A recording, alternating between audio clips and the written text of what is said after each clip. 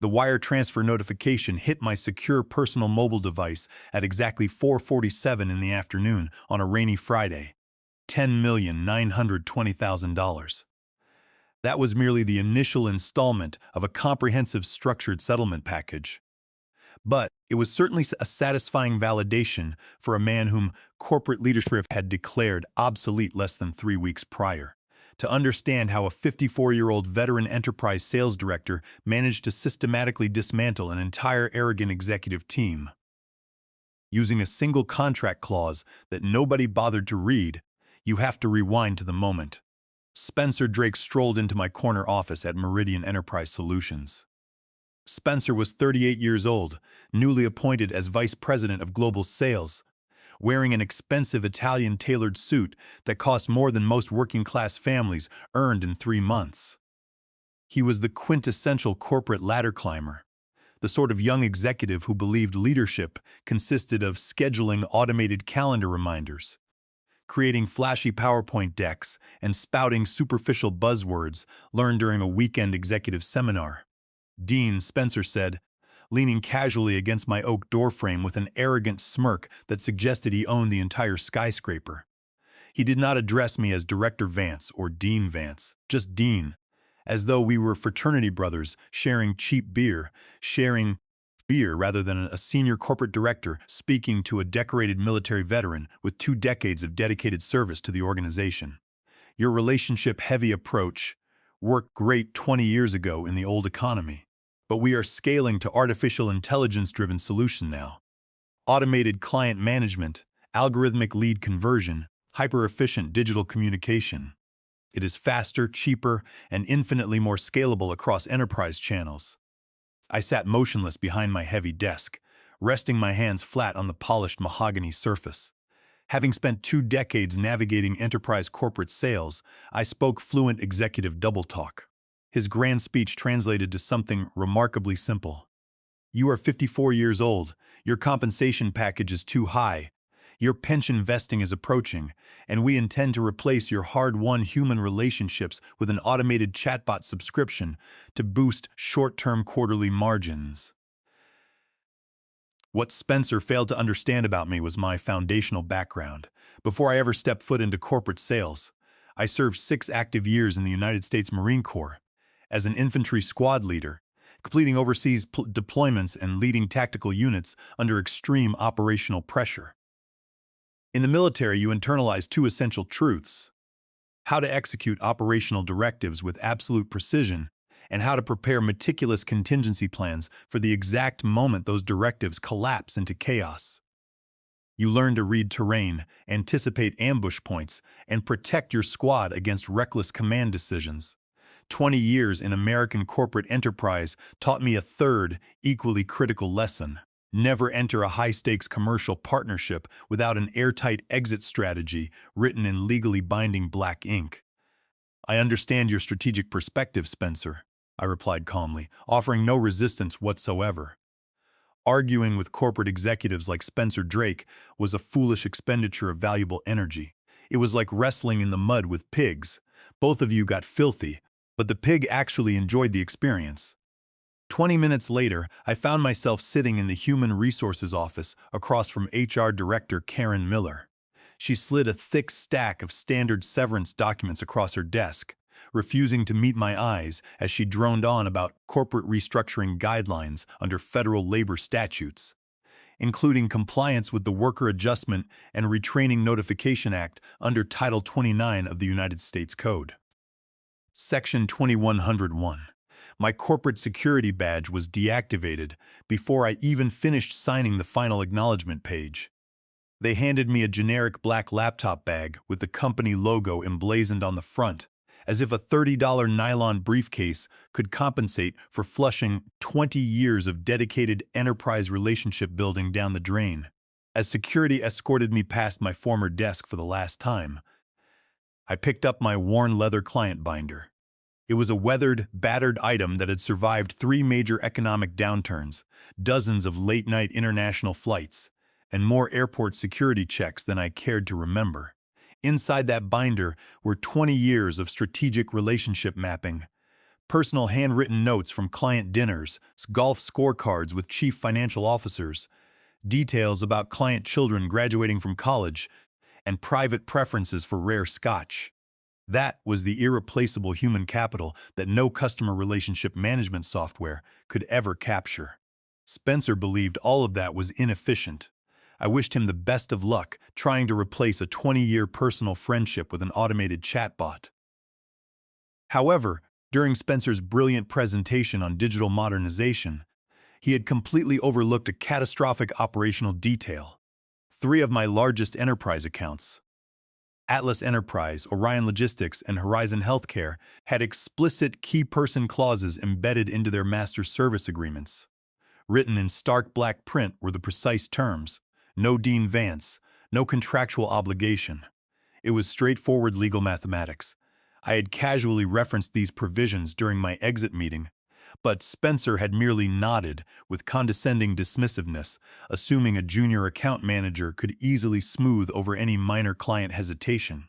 Before stepping out of my office, I glanced at a faded yellow adhesive note attached to the corner of my desk monitor. I had written 4 words on it 3 years ago. Check Section 12C. I had placed that note there after a previous corporate executive attempted to appropriate credit for an $18 million deal I had spent 14 months closing. Following that incident, I spent 6 months negotiating specific contractual language that would protect my intellectual property and account equity if corporate leadership ever attempted an arbitrary purge. Looking at that note as I walked out, I knew the executive board was about to receive an expensive education in contract law. Most corporate managers operate under the flawed delusion that terminating a senior director marks the conclusion of the story. In reality, it is merely the opening gambit in a strategic chess match that arrogant executives do not even realize they are playing. I did not raise my voice, nor did I plead for my position. Executives like Spencer Drake believe that dominance is demonstrated by speaking loudest in boardroom meetings. My philosophy of victory was far quieter. You analyze the battlefield. You wait patiently for the enemy to commit an unforced error, and you strike with decisive contractual force when the timing is absolute. The corporate security officer walking me out gave me a subtle nod of quiet sympathy. I returned the gesture, stepped out into the crisp afternoon air, and walked to my car in the executive parking garage.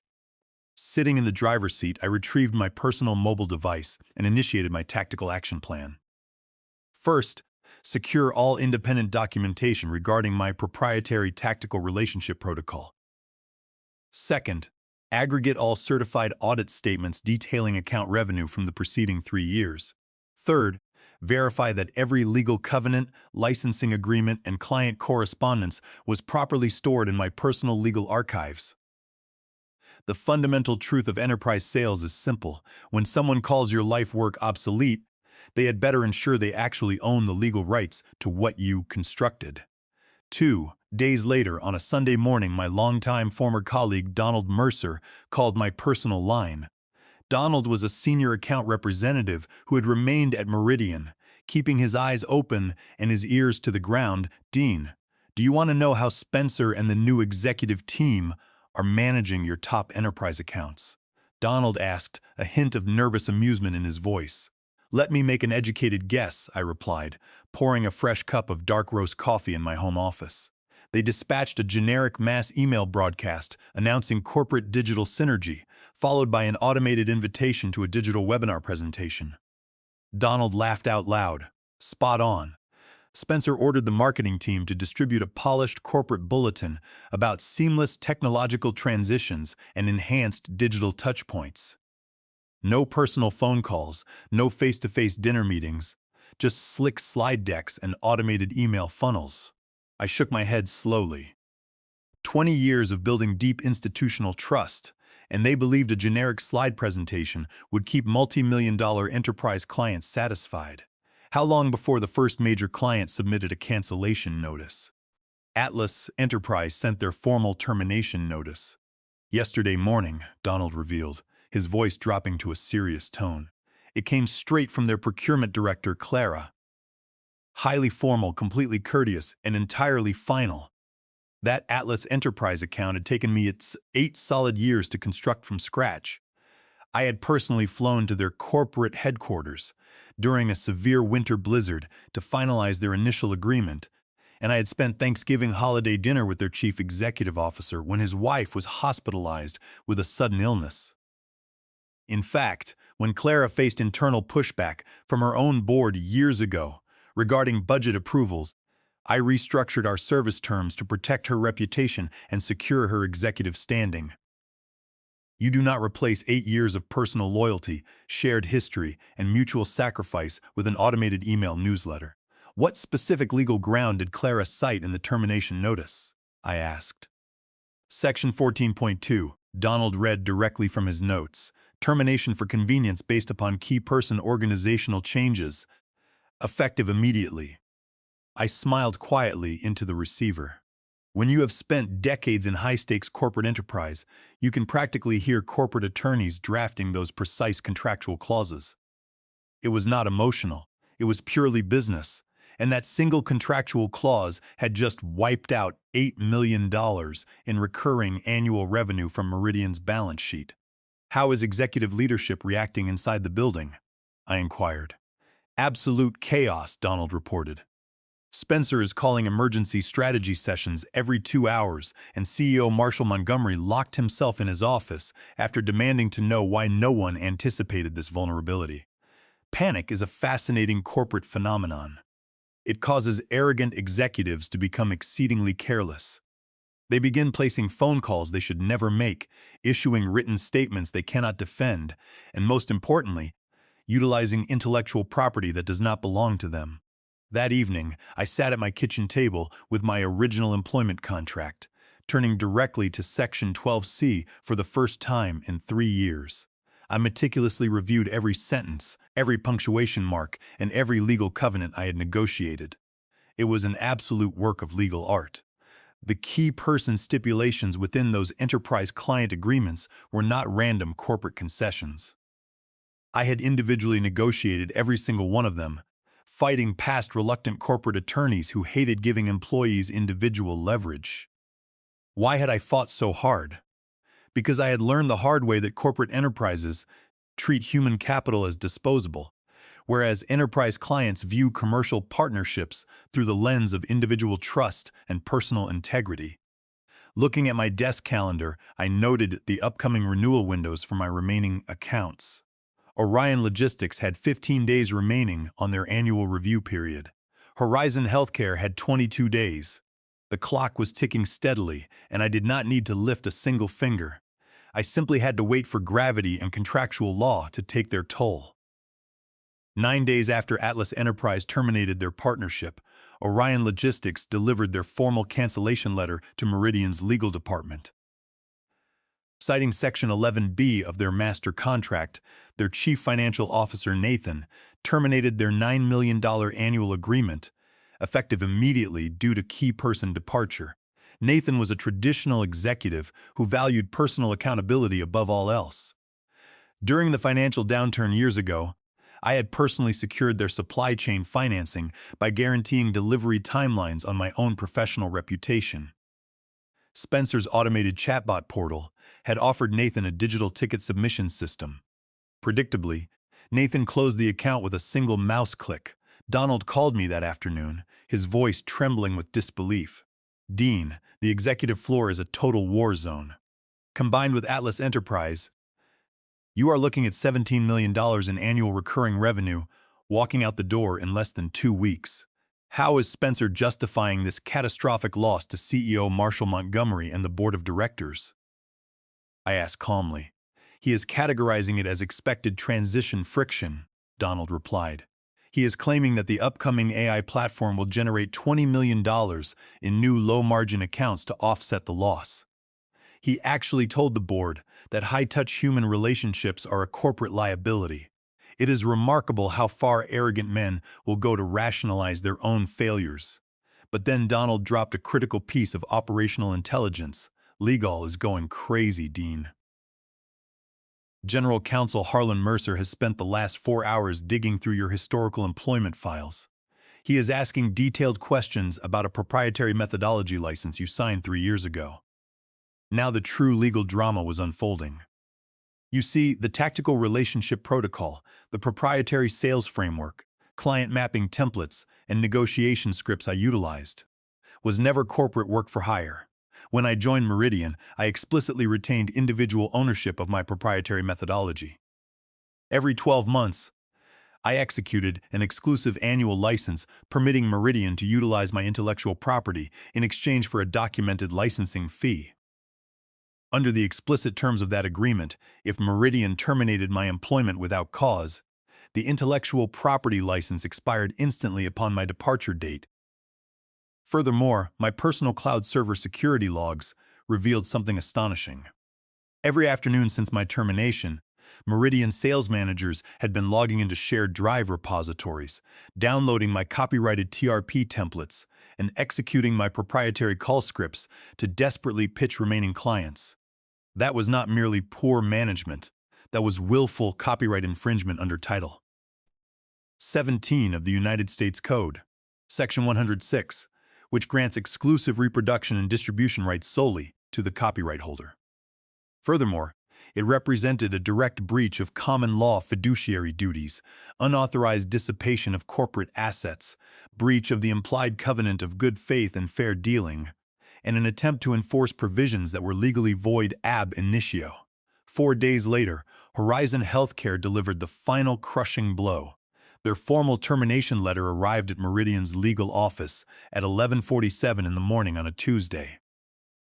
Citing key person departures under Section 9A, their chief executive officer, Gordon, canceled their $10 million annual agreement. Horizon had been an account I spent 9 years cultivating, sharing personal milestone celebrations with Gordon and building an unshakable enterprise foundation. In total, $27 million in annual enterprise revenue had vanished from Meridian Enterprise Solutions in less than 3 weeks. The following morning, my personal phone rang.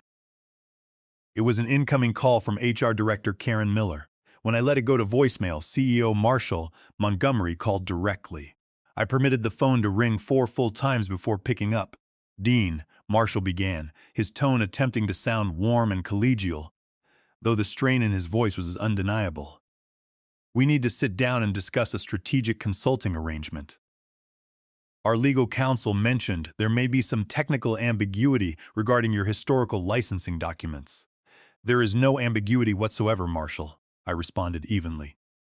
"My annual intellectual property license terminated the exact moment Spencer Drake executed my dismissal without cause.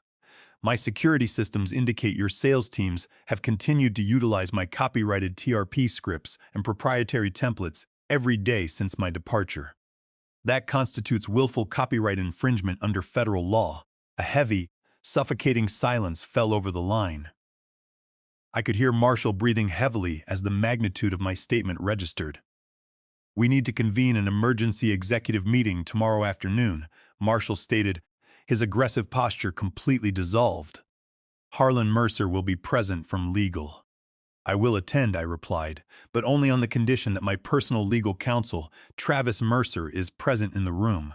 After terminating the call, I contacted Travis Mercer, a brilliant employment and intellectual property attorney, with whom I had worked for over a decade. I laid out the complete factual timeline, the access logs, the client termination letters, and Section 12C of my employment agreement. Travis let out a low whistle over the line. "Dean, this is an absolute legal masterclass. You did not just protect yourself, you constructed an inescapable legal fortress.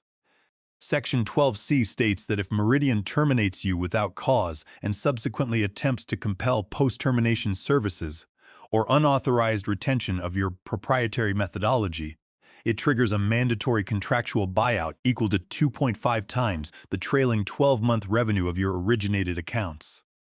"Correct," I confirmed.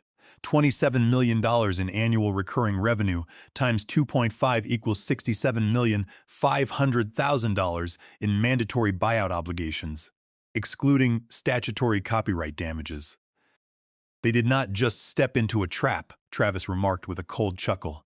"They built the trap, signed their names to it, and then jumped into it with both feet. I will see you at the boardroom tomorrow." The emergency confrontation was scheduled for 2 o'clock in the afternoon in Meridian's top-floor executive boardroom. In accordance with my military training regarding tactical punctuality, Travis Mercer and I arrived at precisely 1:55 p.m. Arriving too early signals anxiety, arriving late signals disrespect. Arriving precisely 5 minutes prior demonstrates total operational discipline and absolute composure. The atmosphere inside the boardroom was arctic. CEO Marshall Montgomery sat at the head of the long mahogany table, clutching a paper coffee cup with visible tension. Spencer Drake sat to his right, stripped of his usual cocky posture, staring intently at the polished wood table. HR Director Karen Miller sat silently, shuffling legal documents. Next to her was General Counsel Harlan Mercer, a seasoned corporate attorney whose pale face indicated he had spent the preceding 48 hours reviewing contracts he deeply wished had never been drafted. Travis Mercer and I took our seats on the opposite side of the table. I placed 2 items on the polished wood, my leather executive portfolio containing certified contract copies, and a sealed manila folder marked TRP Intellectual Property Audit. Marshall initiated the proceedings with formal corporate rhetoric. Dean, we appreciate you taking the time to meet with us. We believe there has been a fundamental miscommunication regarding your departure and our ongoing operational rights. There has been no miscommunication, Marshall, I stated in a calm, measured voice. Let us examine the governing legal documents together. I opened my portfolio and distributed 3 identical sets of flagged contract documents across the table. 1 set for Marshall, 1 for Harlan Mercer, and 1 for Karen Miller. I pointed directly to 2 highlighted clauses, Section 12C of my employment agreement and Exhibit D listing employee-originated accounts. Harlan Mercer adjusted his reading glasses and began scanning Section 12C. At first, his eyes moved rapidly across the text, expecting standard boilerplate corporate language. But as his gaze reached the second paragraph, his fingers froze. His lips moved silently as he reread the specific legal covenants. He flipped to Exhibit D, cross-referenced the revenue figures, and slowly looked up at me, the professional color completely drained from his face. I want everyone present to understand precisely what Section 12C dictates, I stated clearly. 3 years ago, following an unauthorized attempt by previous management to appropriate account equity, I negotiated explicit contractual protections. This clause specifies the mandatory remedies if Meridian terminates my employment without cause and subsequently engages in unauthorized utilization of my proprietary assets. Harlan Mercer cleared his throat, his voice trembling slightly as he read the contractual provision aloud for the executive team.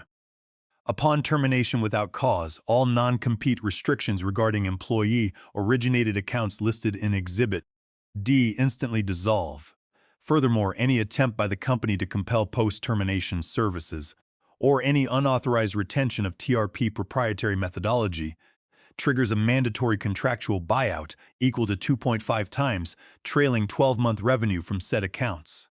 Additionally, unauthorized utilization of TRP materials constitutes willful copyright infringement under Title 17 of the United States Code, Section 106.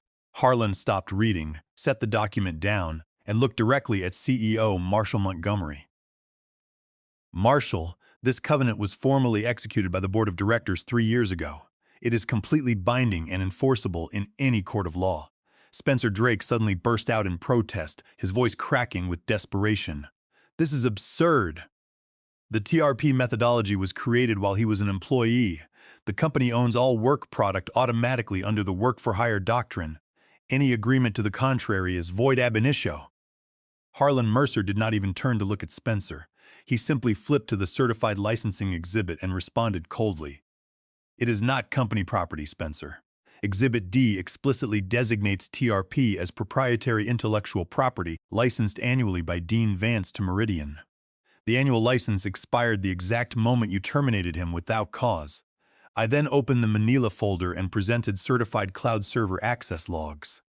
These documents record 62 separate instances over the past 18 days where Meridian personnel logged into secure drives to download and execute my copyrighted TRP sales scripts after my departure date. Under federal copyright statutes, each willful violation carries severe statutory damages. Karen Miller gasped softly, placing her hand over her mouth. A heavy, suffocating silence descended over the room, broken only by the hum of the air conditioning unit. Marshall Montgomery leaned back in his chair, rubbing his temples as the full financial reality collapsed upon him. $27 million in lost annual revenue, combined with a $67,500,000 mandatory buyout, plus millions in federal copyright damages. "What are your terms to resolve this matter immediately?" Marshall asked, his voice barely above a whisper. I pulled 2 sealed envelopes from my portfolio and slid them across the table. "Oplin A," I explained, tapping the first envelope. "You retain me as an independent senior consultant at $2,000 per hour with a 200-hour advance retainer. Spencer Drake resigns immediately for gross managerial incompetence. You execute a public corporate statement reinstating my TRP licensing rights at triple the previous rate." I then tapped the second envelope. Option B. You execute immediate payment of the contractually mandated Section 12C buyout of $67,500,000, plus $4,800,000 in copyright infringement damages. Atlas Enterprise, Orion Logistics, and Horizon Healthcare have already executed new partnership agreements with Vanguard Capital, where I will be joining as senior managing partner. Spencer began shouting about extortion, but Harlan Mercer cut him off instantly with fierce authority. "Shut up, Spencer. You executed a blind termination without reviewing the governing contracts. And you destroyed $27 million in enterprise revenue in 3 weeks." Marshall looked at Harlan with hollow eyes. "Is option B legally enforceable in court?" Harlan closed his file binder slowly. "Marshall, 3 years ago, the board signed meeting minutes specifically acknowledging that Dean's TRP methodology was third-party licensed property. If we attempt to litigate this, we will lose catastrophically in federal court, and the public exposure will decimate our remaining stock value." I stood up from the boardroom table, adjusting my jacket. "You have until 5 o'clock on Friday afternoon to deliver your decision. Both options are legally binding upon opening on Friday afternoon at precisely 4:47 p.m. Exactly 21 days after Spencer Drake had arrogantly walked me out of the building, my personal banking application chimed with a high-priority notification. An incoming wire transfer of $10,920,000 had cleared into my escrow account, representing the first structured installment of the comprehensive $72 million settlement package negotiated under option BT. 10 minutes later, Travis Mercer called my direct line to confirm the execution of all final legal releases. They chose option B, Dean, full buyout execution, full copyright infringement settlement, and complete release of all non-compete covenants. The entire executive board voted unanimously to approve the package rather than risk a public trial. "What is the current status inside Meridian?" I asked. "Total organizational restructuring," Travis reported. CEO Marshall Montgomery tendered his resignation to the board late yesterday evening. Spencer Drake was summarily dismissed this morning and escorted from the premises by corporate security without a severance package. The board has appointed an interim leadership team and retained outside auditors to examine managerial negligence and potential breach of fiduciary duty. The subsequent internal audit at Meridian revealed an even broader systemic issue. Inspired by my contractual foresight, the auditors discovered that 12 other senior account directors possessed similar protective covenants covering an additional $40 million in enterprise revenue. Recognizing their extreme vulnerability, the interim board immediately restructured their entire compensation and retention framework, cementing the long-term job security of every senior professional remaining in the building. Donald Mercer called me the following morning to share the final internal numbers. "Dean, you did not just win a legal settlement. You completely transformed how this corporation treats institutional experience. Spencer's hasty push for digital automation ended up costing the organization over $80 million in total losses, buyouts, and lost account revenue." That Monday morning, I arrived at the high-rise corporate offices of Vanguard Capital to assume my new role as senior managing partner. My new suite featured panoramic views of the city skyline, an equity partnership stake, and an executive team that truly understood the foundational value of human relationships. My administrative assistant handed me 3 priority messages that had arrived earlier that morning. Procurement Director Clara from Atlas Enterprise requesting our third-quarter strategic review. CFO Nathan from Orion Logistics confirming their updated service agreement. And CEO Gordon from Horizon Healthcare inviting me to join him for a weekend golf tournament. Reflecting upon the entire experience, I recognized a fundamental truth about corporate life. Revenge is not about anger, spite, or vindictive emotional outbursts. Real professional vindication is about establishing your true worth, documenting your intellectual contributions with absolute contractual precision, and forcing arrogant institutions to honor the binding commitments they executed. Executives like Spencer Drake mistakenly believe that modern technology renders human trust obsolete. They confuse digital efficiency with genuine relationship capital. They fail to realize that while software can automate processes, it can never replicate honor, loyalty, and 20 years of proven personal integrity. My phone chimed with a text message from an unrecognized number. It was a brief message from Spencer Drake asking if we could meet privately for coffee to discuss a professional recommendation. I read the message, selected the option, and deleted it permanently from my device. Everything that needed to be communicated had already been stated in black ink within a corporate boardroom, accompanied by legal counsel. Looking forward to the upcoming week, I prepared for my 9 o'clock morning meeting with a prospective industrial manufacturing client seeking to expand their national enterprise operations. They had specifically requested Dean Vance to manage their account transition. I laid out my navy-tailored suit, crisp white shirt, and simple wedding band, the exact same professional attire I had worn to the Meridian boardroom 3 weeks prior. But I was no longer walking into a boardroom to defend my past work against arrogant executives.